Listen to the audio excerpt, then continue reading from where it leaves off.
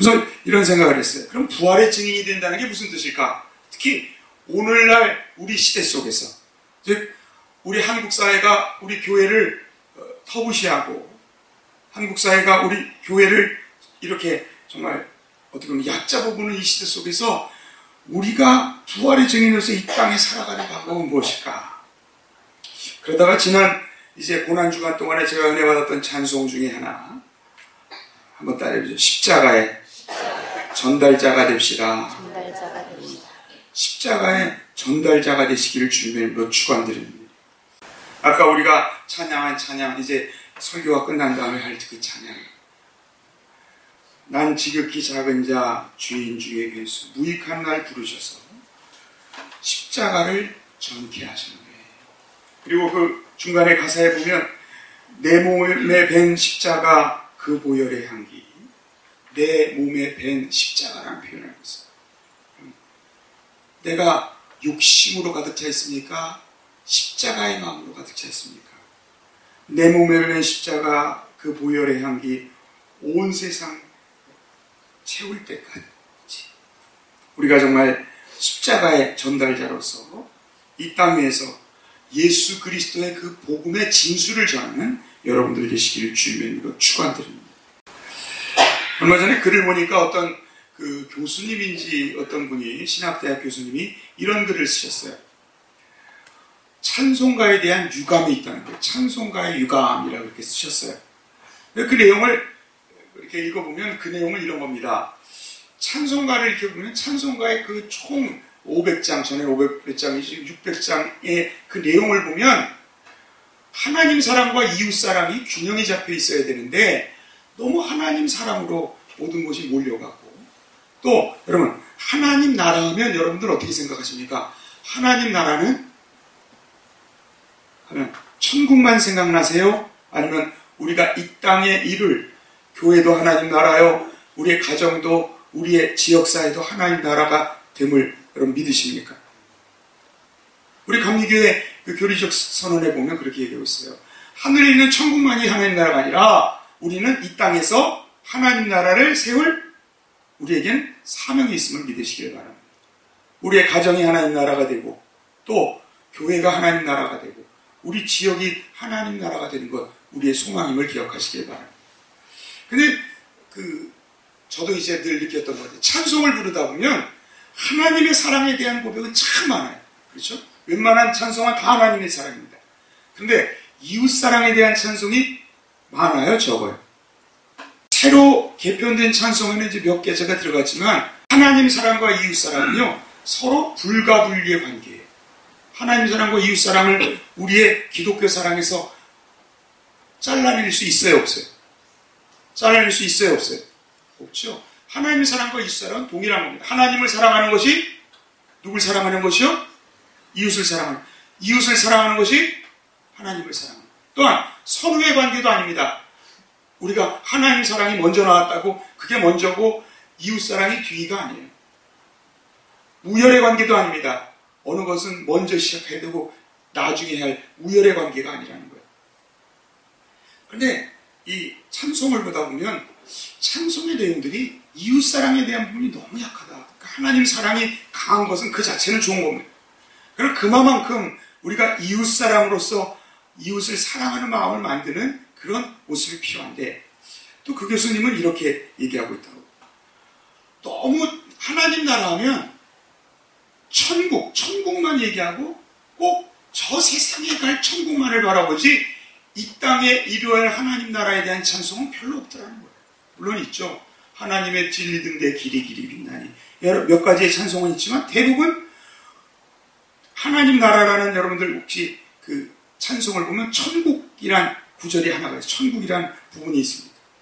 내세에 대한 천국. 이 세상은 지긋지긋하니까 자꾸 하나님 나라와 바라보지 이 땅 속에서 이루어야 할 나의 사명을 잃어버리는 그런 잘못된 신앙을 만들 수 있는 찬송에 유감이 있다. 그런 글을 제가 읽은 적이 있어요. 여러분, 오늘날 우리의 모습은 어떻습니까? 정말 하나님 사랑과 이웃 사랑의 균형 잡힌 삶을 살아가고 계십니까?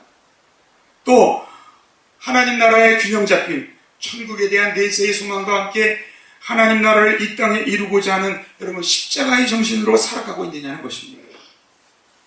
이제 제가 여러분들에게 십자가의 전달자라는 그 찬송과 함께 동영상 하나를 보여드릴 겁니다.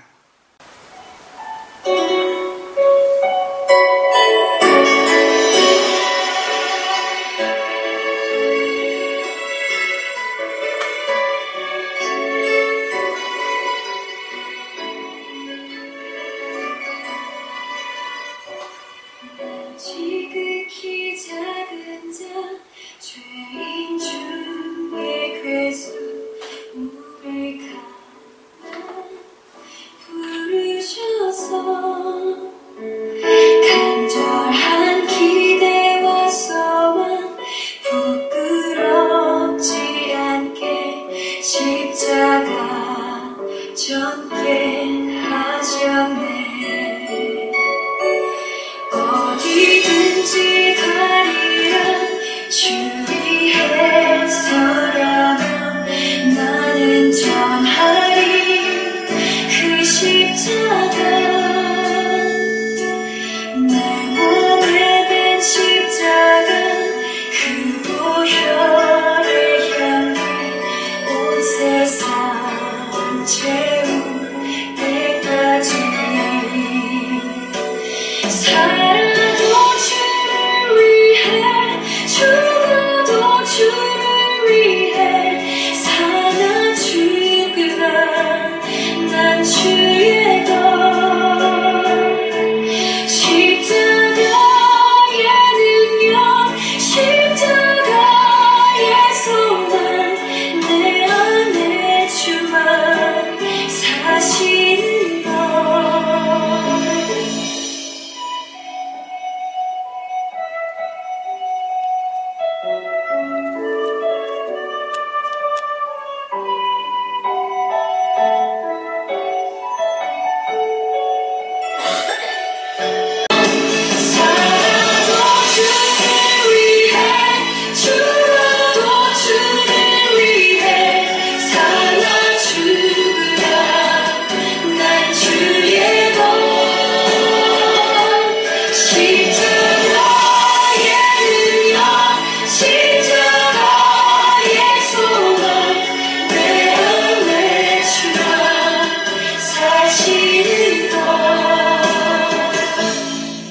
지극히 작은 자 죄인 중에 괴수 무익한 난 부르셔서 간절한 기대와 소망 부끄럽지 않게 십자가 전폐하셨네. 내 사랑 나의 십자가.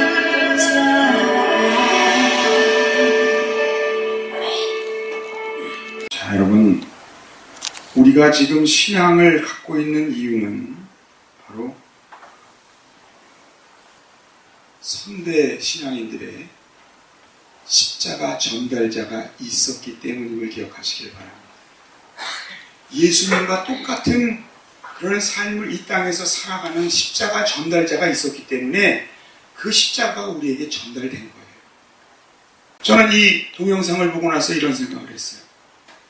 야, 막상 우리가 저렇게 사자에게 물려 아득아득 씹히는 그 순간까지도 예수님을 나의 구세주라 고백하며 살 수 있을까? 저 뜨거운 불이 나를 죽이고 나를 태우는 그 순간에도 주님을 나의 구세주라고 고백할 수 있을까? 여러분, 자신 있으세요? 아마 여기 자신 있는 사람은 아무도 없을 거예요.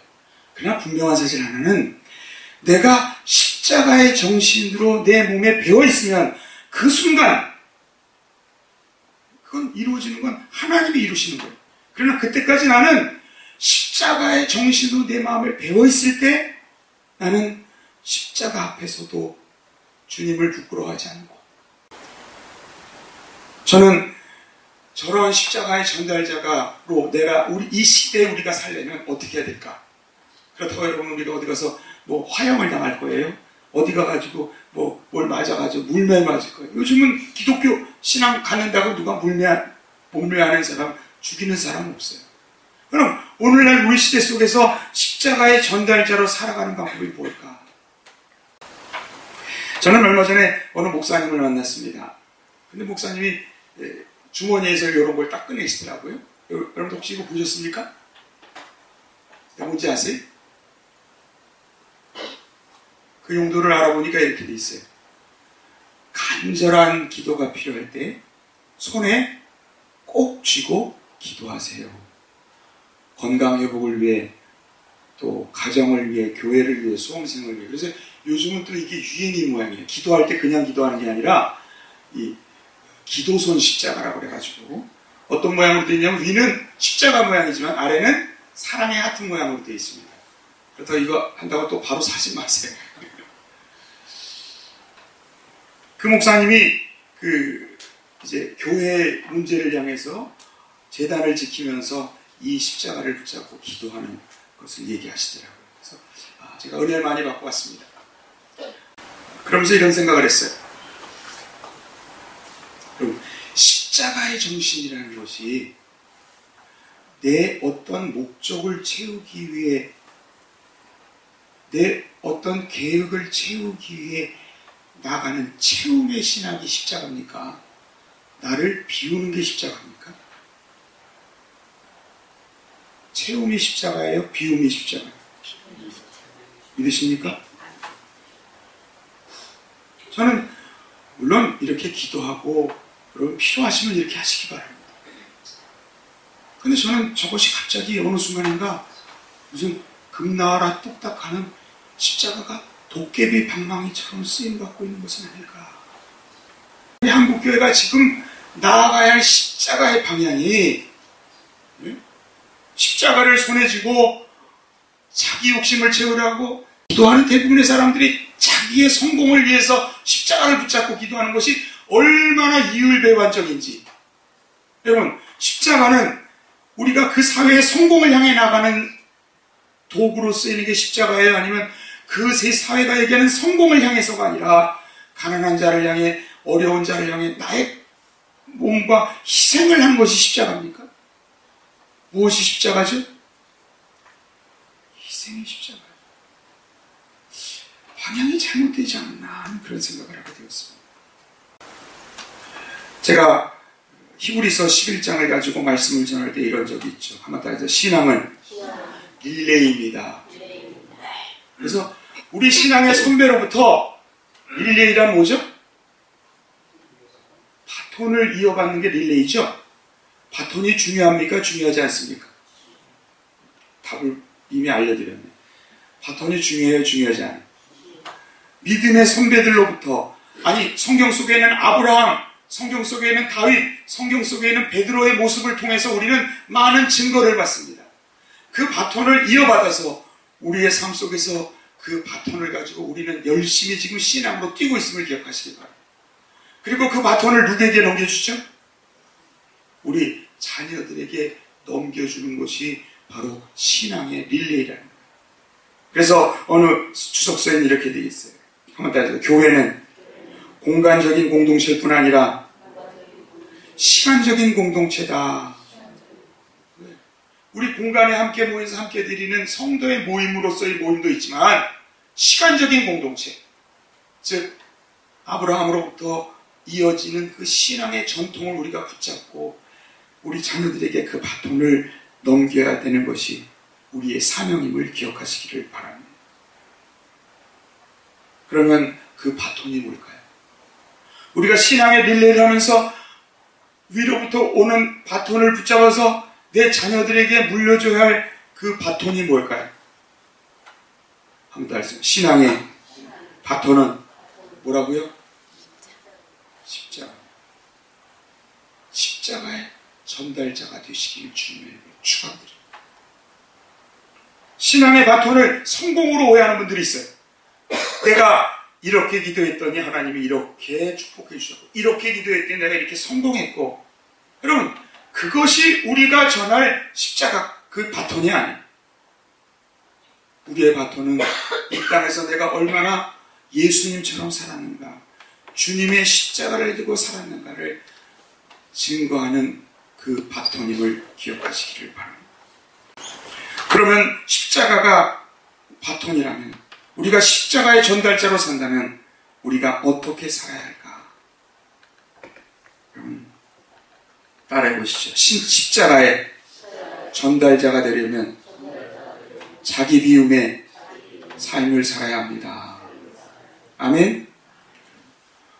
여러분, 십자가를 붙잡고 기도하고 십자가를 붙잡고 사랑하고 십자가를 바라보며 예배하는 사람이 늘 욕심이 가득하고 자기 체험만이 있고 성공만을 바라본다면, 여러분, 이 십자가는 주님의 십자가일까요?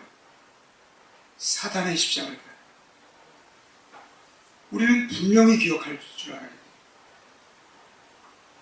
한국교회가 오늘날 이렇게 세상 사람들로부터 정말 따돌림을 받는 이유 중에 하나는 바로 뭐냐면, 십자가를 바라보고 있으면서, 십자가를 보고 기도하면서, 십자가를 붙잡고 기도하면서, 십자가를 지고 살아간다 하면서 예수님이 갔던 길과 정반대 길을, 그것만이 유일한 십자가의 길인 것처럼 오해되는 복음들이 오늘날 판을 치고 있다는 것을 기억하시기를 바랍니다. 혹시 여러분들 이런 소리 들어보셨어요? 루시퍼의 복음이 있다. 루시퍼, 즉 사단이 만들어 놓은 복음이 있다는 거예요. 그 내용은 이런 겁니다. 루시퍼의 복음은 이런 거예요. 사단이 아담과 하와에게 와서 이런 얘기를 하죠. 내 눈이 어떻게 돼서 밝아져 내가 누구같이 되리라? 하나님같이 되리라는 그 두 단어를 가지고 사단은 지금도 복음을 주고 있는데, 첫째, 깨달음. 그러니까 하나님 말씀에 반대되는 삶을 살면서 죄악에 대한 깨달음을 가지고 살아가면 도인이 된다는 거예요.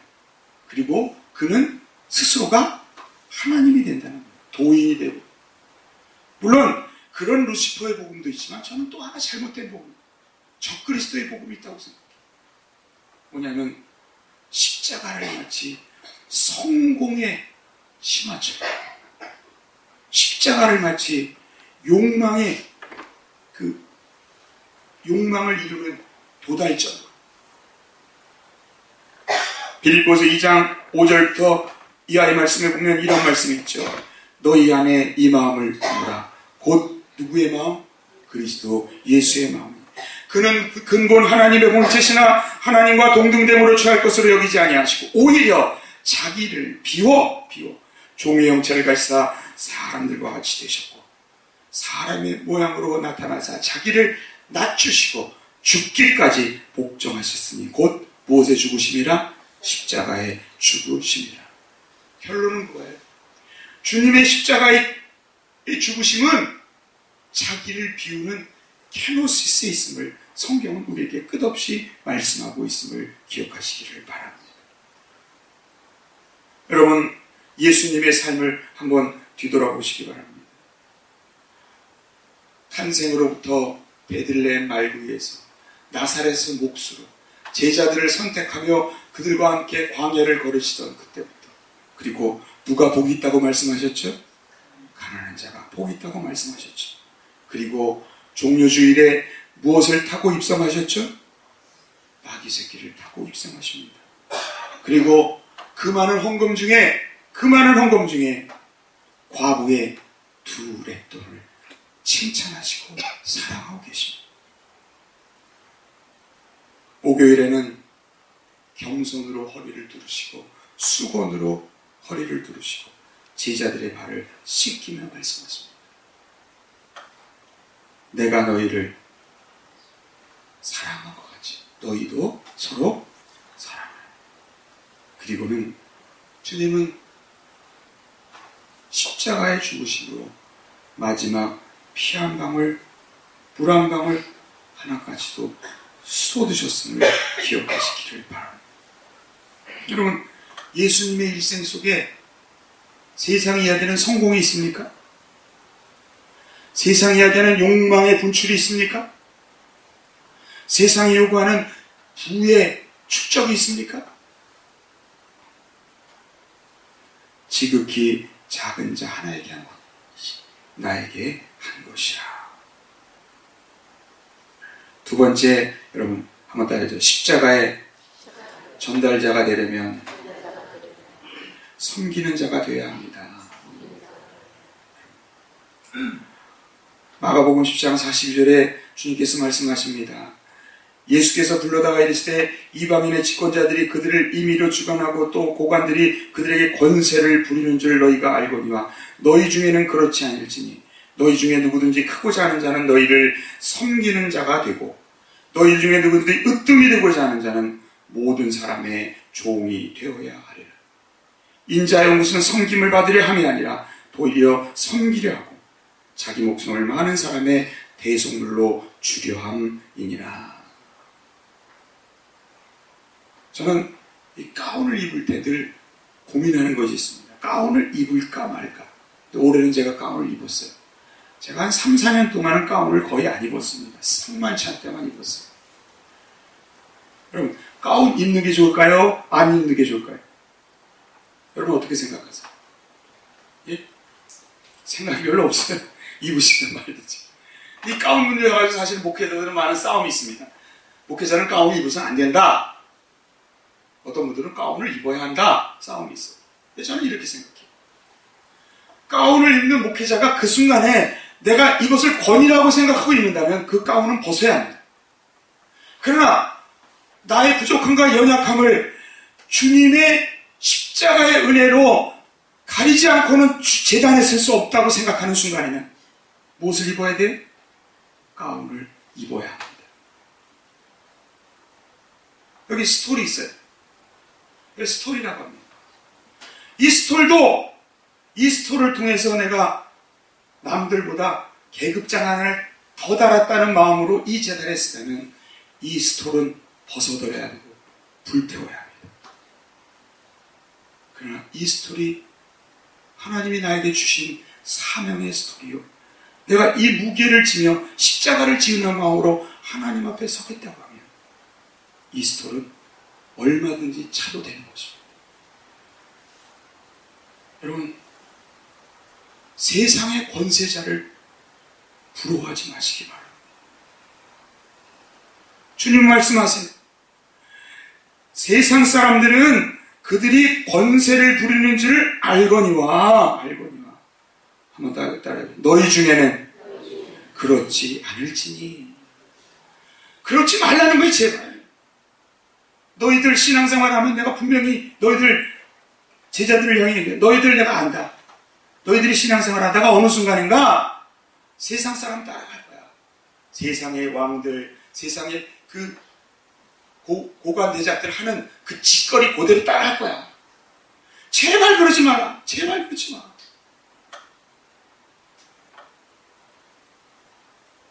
신앙인의 직분은, 신앙인의 사역은 철저한 섬김을 기억하시길 바랍니다. 성경에 보면 이런 말씀이 있죠. 직분자라는 말이 있어요. 성경에. 직분자라는 원어가 한번 따라해주세요. 직분자는 디아코노스입니다. 디아코노스는 말은 섬기는 이라는 뜻이에요. 섬기는. 그리고 또 사역자라는 말을 합니다. 사역이란 말을 하죠. 사역이란 말도 사실 알고 보면 굉장히 교묘한 말이에요. 사역하면 대단한 일을 하고 목회자를 사역자라고 얘기하죠. 그러나 여러분, 사역자라는 말도 원어가 디아코노스입니다. 즉 섬김이라는 거예요.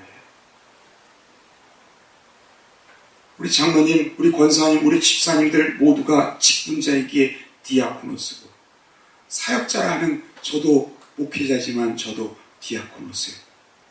다 결론은 섬김임을 기억하시길 바랍니다.